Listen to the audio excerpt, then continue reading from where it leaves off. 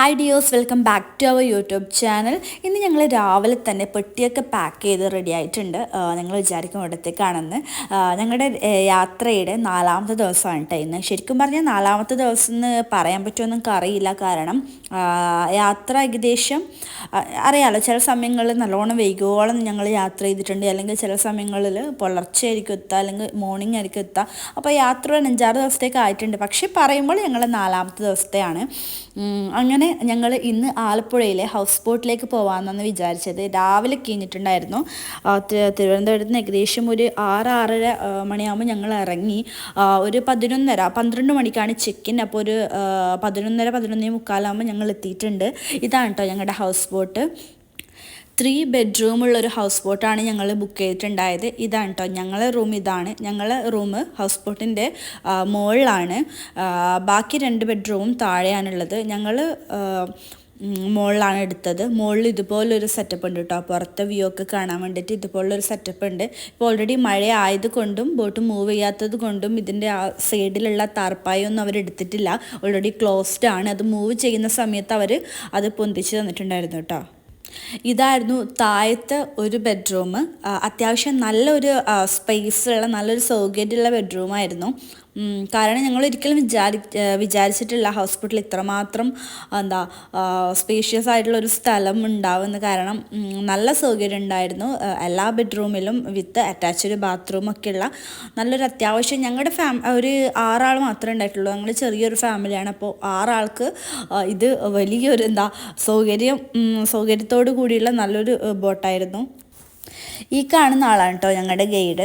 അപ്പോൾ അദ്ദേഹം ഞങ്ങൾക്ക് ഈ ബോട്ടിനെ കുറിച്ചിട്ടും ആ കായലിനെ കുറിച്ചിട്ടൊക്കെയുള്ള നല്ലൊരു ഡീറ്റെയിൽഡ് ആയിട്ടുള്ളൊരു ഡിസ്ക്രിപ്ഷൻ നമുക്ക് തന്നിട്ടുണ്ടായിരുന്നു. അദ്ദേഹം അവിടെയുള്ള പുന്നമട കായലിനെ കുറിച്ചിട്ടും വേമ്പനാട്ട് കായലിനെ കുറിച്ചിട്ടും അവിടുത്തെ ആൾക്കാരുടെ ജീവിത രീതികളെ കുറിച്ചിട്ടും ശൈലികളെ കുറിച്ചിട്ടും പിന്നെ എന്തൊക്കെ സൗകര്യങ്ങളാണ് ഞങ്ങൾക്ക് അവർ ഹൗസ് ബോട്ടിൽ ചെയ്തു തരിക എന്നതിനെ കുറിച്ചൊക്കെ ഞങ്ങൾക്ക് നല്ല രീതിയിൽ അദ്ദേഹം ക്ലാസ് എടുത്ത് തന്നിട്ടുണ്ട്. ഇദ്ദേഹം ഒരു നേവിയിൽ ഉണ്ടായിരുന്ന ആളാണ് കേട്ടോ.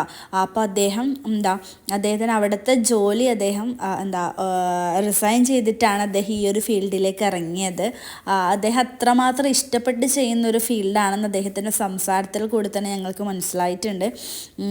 മാത്രമല്ല അവിടുത്തെ ആൾക്കാരുടെ ഏറ്റവും വലിയൊരു വരുമാന മാർഗം എന്ന് പറയുന്നത് തന്നെ ഒന്ന് ഈ ഹൗസ് ബോട്ടുള്ളതും പിന്നെ ഫിഷിങ് ആക്ടിവിറ്റി. നമുക്കറിയാമല്ലോ, നമ്മൾ പണ്ടേ പഠിച്ചു വരുന്ന അല്ലെങ്കിൽ കേട്ട് വരുന്ന അറിഞ്ഞു വരുന്ന കാര്യമാണ് അല്ലേ കുട്ടനാടൻ കായലും ആലപ്പുഴയിൽ അവരുടെ ജീവിത രീതികളും ജീവിത മാർഗങ്ങളൊക്കെ എങ്ങനെയാണെന്നൊക്കെ ഞങ്ങൾ ചെറുപ്പം മുതലേ ഞങ്ങൾ ക്ലാസ്സിൽ കേട്ട് വളർന്നതാണ്. അതുകൊണ്ട് തന്നെ നമുക്കൊക്കെ ഏകദേശം ഒരു ധാരണ ഉണ്ടായിരുന്നു. പക്ഷെ അത് കണ്ടപ്പം കൂടുതൽ കൗതുകമായി അതിനെക്കുറിച്ച് അറിയാനും പറയാനൊക്കെ വേണ്ടിയിട്ടുള്ള ബോട്ടുകളൊക്കെ ഒന്ന് വീഡിയോ എടുത്തിട്ടാണ്. കാരണം നല്ല ഭംഗിയുണ്ടായിരുന്നു കാണാൻ. ഒരുപാട് ഹൗസ് ബോട്ടുകൾ ഇങ്ങനെ ആ കായലിൽ ഇങ്ങനെ നിരന്ന് നിൽക്കുന്ന കാണുമ്പോൾ നല്ലൊരു ഭംഗിയുണ്ടായിരുന്നു. ശരിക്കും പറഞ്ഞാൽ ഒരു കായലിൻ്റെ നടുക്കൊരു വീട് വെച്ച ഫീലായിരുന്നു കേട്ടോ.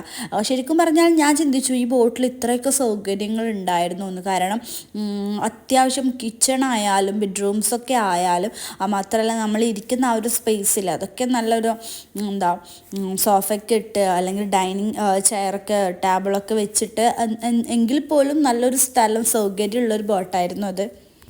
ഞങ്ങൾ കൂടുതലും പുറമേയുള്ള കാഴ്ചകൾ ആസ്വദിക്കുന്നതിലാണ് കേട്ടോ മുഴുകിയിരുന്നത്. ഞാനിടയ്ക്ക് താഴേക്ക് വെള്ളക്ക് ബോട്ട് മൂവ് ആകുമ്പം ഉള്ള വീഡിയോസൊക്കെ ഞാൻ എടുത്തിട്ടുണ്ട്. കാരണം നമുക്ക് അതിൽ നിന്നിട്ട് നമ്മൾ മൂവ് ആകുമ്പോൾ എന്തോ ശരിക്കും പറഞ്ഞാൽ നല്ലൊരു എല്ലാവരും ഒന്ന് എക്സ്പീരിയൻസ് ചെയ്യേണ്ട ഒരു കാര്യമാണ് കേട്ടോ. ഞങ്ങളുടെ കേരളത്തിൽ ഇത്ര നല്ലൊരു വ്യൂ അല്ലെങ്കിൽ ഇത്ര നല്ലൊരു സ്ഥലം ഉണ്ടെന്ന് നമ്മളെല്ലാവരും ശരിക്കും ആസ്വദിക്കേണ്ടതാണ്. ഇതാണ് കേട്ടോ ഞങ്ങളുടെ നമ്മുടെ ബോട്ട് ഓടിക്കുന്ന ഡ്രൈവർ ചേട്ടായി. അദ്ദേഹത്തിൻ്റെ വീട് ഇവിടെ അടുത്ത് തന്നെയാണ്. എന്താ വെച്ചാൽ അവർ നമ്മളോട് പറയുണ്ടായി എന്താ വെച്ചാൽ അവിടുത്തെ കാലാവസ്ഥക്ക് അനുസരിച്ചിട്ട് ആൾക്കാർ വിസിറ്റേഴ്സ് ടൂറിസ്റ്റുകളൊക്കെ വരുന്നത് മാറുമെന്നൊക്കെ ഞങ്ങളുടെ ഓരോരോ കഥകൾ അവർ പറഞ്ഞുകൊണ്ടായിരുന്നു കേട്ടോ നമ്മുടെ ബോട്ട് മൂവ് ചെയ്തത്. അതിനിടയ്ക്ക് ഐഷ എന്തൊക്കെയോ ഡാൻസൊക്കെ കളിക്കുന്നുണ്ട്. ഞങ്ങൾ പാട്ടൊക്കെ പ്ലേ ചെയ്തിട്ട് കുറച്ച് ആൾക്കാരുണ്ടായതുകൊണ്ട് അതിൻ്റെ ഒരു കുറവ് ഞങ്ങൾ ഉണ്ടാക്കിയില്ല. കാരണം നമ്മൾ തന്നെ പാട്ട് വെച്ച് ഡാൻസ് കളിച്ച് ഇങ്ങനെ എൻജോയ് ആക്കി പോയി. പക്ഷെ ഒരുപാട് ആൾക്കാരുണ്ടെങ്കിൽ അതിൻ്റെ വൈബ് ഒന്ന് പറയാനായിരിക്കും കേട്ടോ.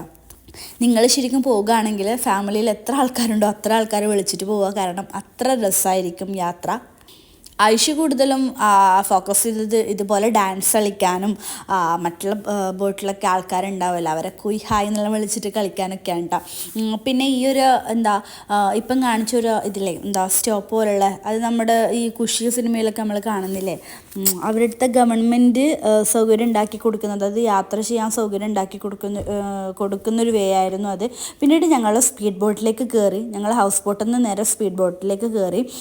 ഇത് പുറമെയാണ് കേട്ടോ, ഞങ്ങളുടെ ഹൗസ് ബോട്ടിൽ ഉള്ളതിന് പുറമെ ഒരാൾക്കെന്തോ 300 ആണെന്ന് തോന്നുന്നു പെർ ഹെഡ്. അതിൽ പോകണമെങ്കിൽ അവർ ജസ്റ്റ് ഞങ്ങൾ സ്പീഡ് ചെയ്ത് ഒന്ന് ഫുള്ള് കറക്കിയിട്ട് കൊണ്ടുവന്ന് ഇവിടെ ഞങ്ങളുടെ ബോട്ടിലേക്ക് തന്നെ കൊണ്ടുവന്ന് വിടുകയാണ് ചെയ്യാറ്. പക്ഷെ അത് ശരിക്കും പറഞ്ഞ് എക്സ്പീരിയൻസ് ചെയ്യേണ്ട തന്നെ ഒരു കാര്യമാണ് കേട്ടോ, നല്ല രസമുണ്ടായിരുന്നു. മാത്രമല്ല ഞങ്ങൾ പോകുന്ന സമയത്ത് ഒരു ചെറിയൊരു ചാറ്റൽ മഴയില്ലേ, ആ ഒരു മഴ ആയതുകൊണ്ട് തന്നെ നല്ല ഞങ്ങൾ കൂക്കി വിളിച്ചു കേട്ടോ, അത്ര സ്പീഡിലായിരുന്നു അത് പോയത്. പിന്നീട് നമുക്ക് ബോട്ടൊന്ന് സൈഡാക്കി തന്നു കേട്ടോ, എന്താ വെച്ചാൽ ഫിഷ് വാങ്ങാൻ വേണ്ടിയിട്ട്. കാരണം അവിടെ തന്നെ നല്ല നല്ല ഫിഷൊക്കെ കിട്ടും. നമുക്ക് വേണമെങ്കിൽ അവർ ഈ ഹൗസ് ബോട്ടിലുള്ള ആൾക്കാർ തന്നെ അത് കുക്ക് ചെയ്ത് തരും. ഉച്ചക്കൊക്കെയുള്ള ഫുഡൊക്കെ ഓൾറെഡി റെഡിയാണ്. ഇത് രാത്രിക്കേക്ക് വേണ്ടിയിട്ടാണ് ഞങ്ങൾ അത്യാവശ്യം കുറച്ച് വലിയ കൊഞ്ച് വാങ്ങിച്ചിട്ടുണ്ട്. അത്യാവശ്യം നല്ല വലുതാണ് കേട്ടോ അത് കാണാൻ വേണ്ടിയിട്ട്. അതും പിന്നെ ആവോലിയും വാങ്ങിച്ചിട്ടുണ്ടായിരുന്നു. ആവോലി തന്നെയല്ലേ തന്നെ ആവോലിയും വാങ്ങിച്ചിട്ടുണ്ടായിരുന്നു. അത് അവർ കുക്ക് ചെയ്യാൻ വേണ്ടി കൊണ്ടുപോയി. ഇത് ഞങ്ങൾക്ക് ഉച്ചക്ക് വേണ്ടിയിട്ട് അവർ ഓൾറെഡി പ്രിപ്പയർ ചെയ്ത് വെച്ച ഫുഡാണ്. എന്തൊക്കെയോ കറികളുണ്ടായിരുന്നു കേട്ടോ, ചോറും ഒരുപാട് കറികളും പിന്നെ കരിമീൻ പൊള്ളിച്ചതല്ല കരിമീൻ പൊരിച്ചതും ഉണ്ടായിരുന്നു. നല്ലൊരു വേറിട്ടൊരു ടേസ്റ്റ് ആയിരുന്നു കേട്ടോ അത്. മാത്രമല്ല എന്താ അത് ഞങ്ങൾക്ക് ഓൾറെഡി അവർ പ്രിപ്പയർ ചെയ്ത് വെച്ചാണ് ഞങ്ങൾ വാങ്ങിച്ചത്. ഇത് ഞങ്ങൾ എക്സ്ട്രാ ചാർജസ് കൊടുത്തിട്ട് വാങ്ങണം കേട്ടോ. നിങ്ങൾക്ക് എന്ത് മീനാണോ വേണ്ടത് അത് നിങ്ങൾക്ക് അവർ വാങ്ങിക്കാനുള്ള സൗകര്യം അവർ ഒരുക്കി തരും. ഇത് ഇവിടെ നിന്ന് തന്നെ ബോട്ടിൽ നിന്ന് തന്നെ അവർ കുക്ക് ചെയ്ത് തരും കേട്ടോ. അങ്ങനെ ഞങ്ങൾ വാങ്ങിച്ച മീനൊക്കെ ഇവിടെ കൊടുത്തിട്ടുണ്ട്. ഇതിൻ്റെ ഇടയിൽ ഞങ്ങൾ പുറത്തേക്ക് നോക്കുമ്പം ഇതാ സ്പീഡ് ബോട്ട് ഉണ്ടാവും. മറ്റുള്ള ബോട്ടുകാർ എല്ലാ ബോട്ടിലേക്കും അവർ ഈ സർവീസും കൊണ്ട് പോകും കേട്ടോ. ഇൻട്രസ്റ്റ് ഉള്ളവർക്ക് ഈ ഹൗസ് ബോട്ടിൽ കറങ്ങാൻ വേണ്ടി പറ്റും. അപ്പോൾ ഞങ്ങളുടെ കുറച്ച് അകലെയുള്ളൊരു ബോട്ടിലെ വിസിറ്റേഴ്സാണ് ഈ ഇപ്പം പോയ സ്പീഡ് ബോട്ടിൽ പോയത്. അതൊക്കെ ഞങ്ങൾ നല്ല രീതിയിൽ എൻജോയ് ചെയ്തിട്ടാണ്. കുറച്ച് സമയത്തിന് ശേഷം നല്ല മഴ പെയ്തു കേട്ടോ.